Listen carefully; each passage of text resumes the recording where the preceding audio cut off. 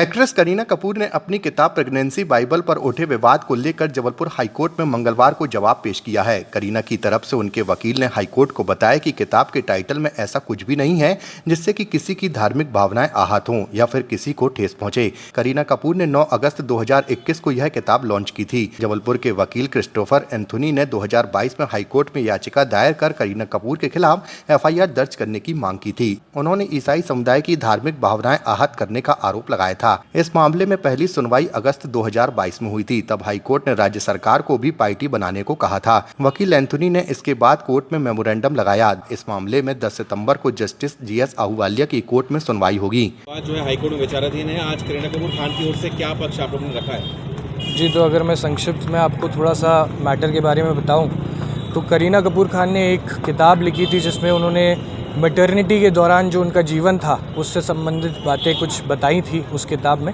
जिसका नाम था दी प्रेगनेंसी बाइबल।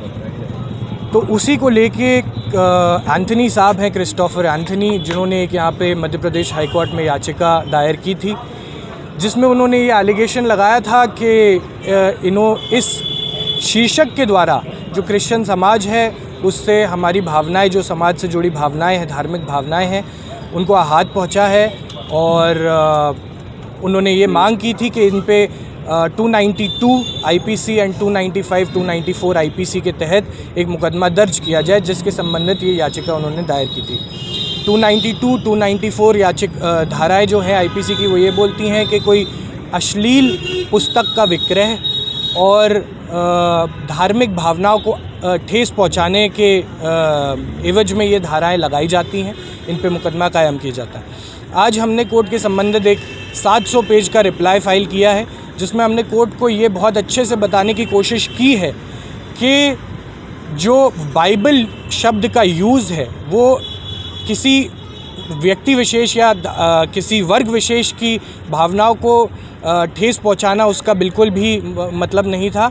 और हमने इसका हवाला देते हुए सुप्रीम कोर्ट की बहुत सी जजमेंट्स का हवाला देते हुए उनको ये बताया है कि सुप्रीम कोर्ट ने भी ये माना है कि बाइबल का जो मतलब है वो एक अथॉरिटेटिव टेक्स्ट के रूप में भी इस्तेमाल किया जाता है। जैसे मैं आपको फॉर एग्जांपल अगर बताऊं तो HM सीरवाई साहब एक संविधान की किताब लिखते हैं जिसे कई बार लोकल लैंग्वेज में बाइबल ऑफ कॉन्स्टिट्यूशन भी कहा जाता है। तो इसका मतलब ये होता है कि वो अथॉरिटेटिव टेक्स्ट है उस विषय में, इसलिए उसको ये नाम दिया जाता है।